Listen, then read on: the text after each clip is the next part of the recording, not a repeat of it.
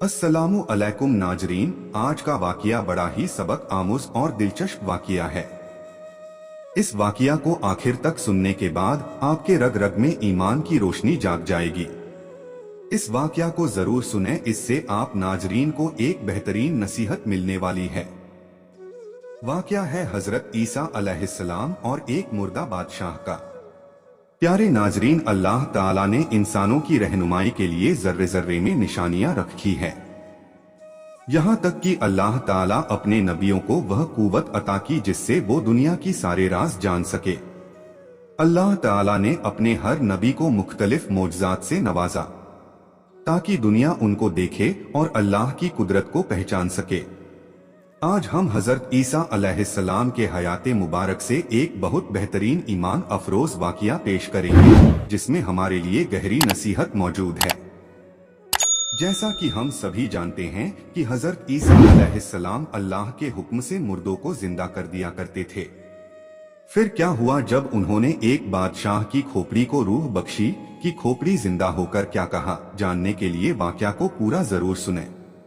इब्ने जूजी ने एक रिवायत में बयान किया है कि एक बार हजरत ईसा अलैहिस्सलाम अपने साथियों के साथ जा रहे थे। रास्ते में उन्हें एक मुर्दा खोपड़ी पर नजर पड़ी। खोपड़ी को रास्ते पर पड़ा देखकर हजरत ईसा अलैहिस्सलाम को बहुत गम हुआ। तभी हजरत ईसा अलैहिस्सलाम के साथी आपसे कहने लगे, हजरत आप अल्लाह ताला से दुआ करें ताकि इस खोपड़ी में जान आ जाए और हम इसके वाकियात जान सके और हम नसीहत भी हासिल कर सके। हमें पता चल सके कि ये किस जमाने की है और उसने अपनी जिंदगी इस दुनिया में किस तरह से गुजारी। ये सुनकर हजरत ईसा अलैहिस्सलाम एक तरफ खड़े होकर अल्लाह की बारगाह में दुआ करने लगे। ईसा अलैहिस्सलाम ने दुआ की, ऐ अल्लाह तू अपनी कुदरत से इस खोपड़ी में जान डाल दे ताकि हम इससे इसकी जिंदगी के बारे में जान सकें।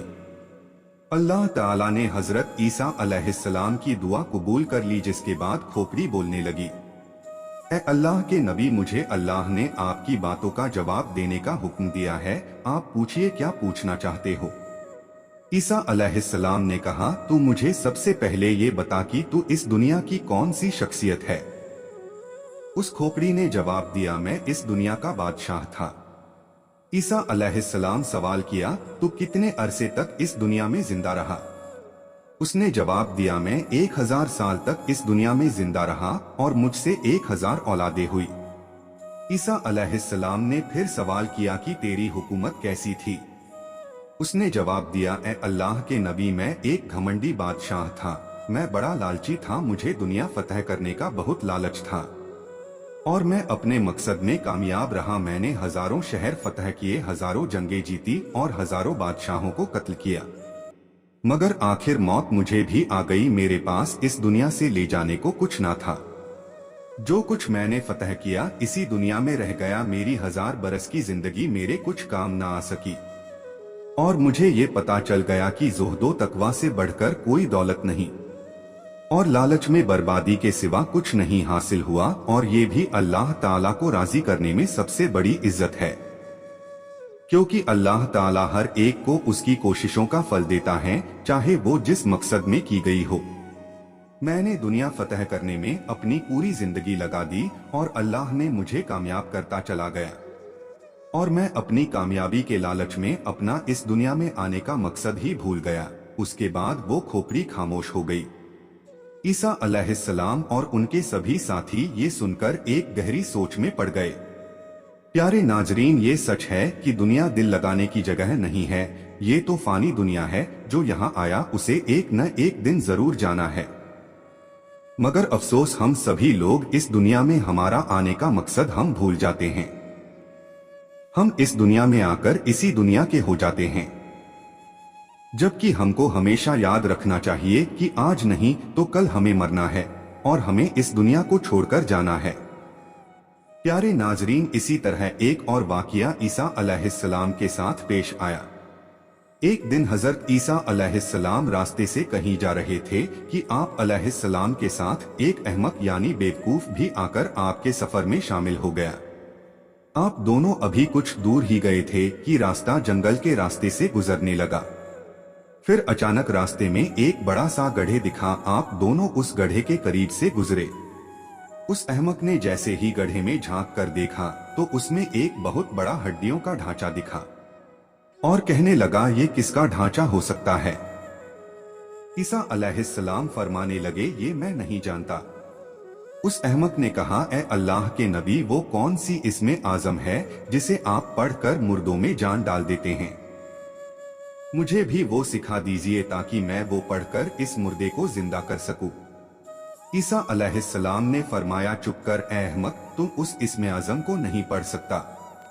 फिर वो बेवकूफ शख्स कहने लगा, ठीक है हजरत, आप खुद ही पढ़ दीजिए और मुर्दे में रूह फूंक दीजिए। उसके बाद वो बेवकूफ शख्स फिर से अपनी बात पर जिद करने लगा। हजरत ईसा अलैहिस्सलाम परेशान हो गए और दिल में सोचने लगे, या अल्लाह, इस अहमक के इस तरह से जिद करने में क्या राज छुपा है? हजरत ईसा अलैहिस्सलाम का इतना कहना था कि अल्लाह ने आप पर वही नाजिल कर दी और फरमाया, इसमें हैरत की बात क्या है? हमाकत को हमाकत की ही तलाश होती है और बदनसीबी का ही घर ढूंढती है।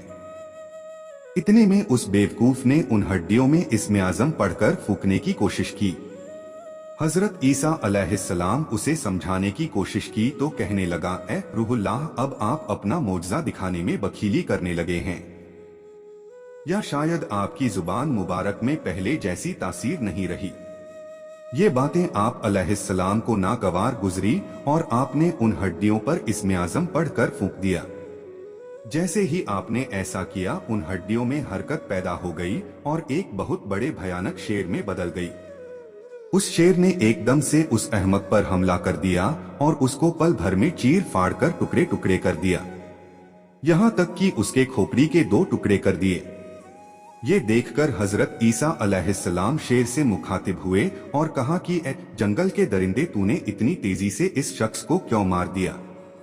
शेर कहने लगा, है अल्लाह के नबी, इसलिए क्योंकि इस बेवकूफ ने आपकी शान में गुस्ताखी की और आपसे बद कलामी पर उतर आया। ये सुनकर हजरत ईसा अलैहिस्सलाम ने फरमाया, तूने इसके टुकड़े कर दिए, तूने इसको खाया क्यों नहीं?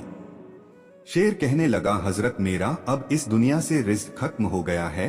अगर इस दुनिया में अभी तक मेरा दाना पानी होता तो मैं मुर्दों में शुमार नहीं किया जाता। उसके बाद फिर वो एक बार हड्डियों का ढांचा बनकर उसी गड्ढे में गिर गया। हजरत ईसा अलैहिस्सलाम के इस मोजज़े से पता चलता है कि अल्लाह ताला ने दुनिया को हजरत ईसा अलैहिस्सलाम के जरिए इस दुनिया की हकीकत समझाना चाहता था। जो जिस हाल में है उसी में अल्लाह ताला की कोई ना कोई हिकमत जरूर होती है। क्या खूब कहा है किसी ने, ना उरूज अच्छा है ना जवाल अच्छा है, मेरा मालिक जिस हाल में रखे वही हाल अच्छा है। अल्लाह ताला सभी को सुनने से ज्यादा अमल करने की तौफीक अता फरमा। आमीन।